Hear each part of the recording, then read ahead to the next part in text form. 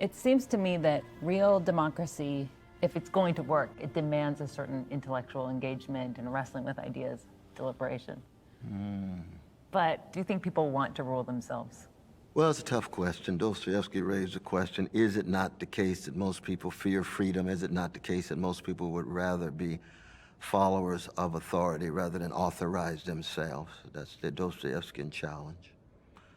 In that sense, Dostoevsky's like Plato. Plato's challenge to democracy. Dostoevsky's challenge to people who want to be free. How many people really want to be free? James Baldwin said, very few. The burden is too much. Tell me what to do. Dangle in my face the mysteries turning into magic and the authorities dictating how I ought to live my life. That's most people. That's Brother Karamazov, the classic of Dostoevsky, the last text of Dostoevsky. It's a very important challenge.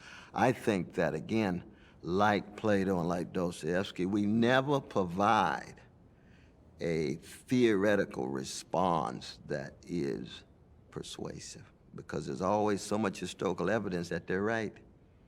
They got to point out ignorance, they got to point out unruly passion, they got to point out people being deferential to authority in a critical way, they got to point out narrow conceptions of piety where people have blind obedience to authority, be it church, mosque, synagogue, government, television shows, radio shows, or whatever. There's tons of evidence for that. That's what we're up against in human history. That's why democracy is always an over-against practice, an over-against phenomena. And therefore, there's a sense in which we look foolish.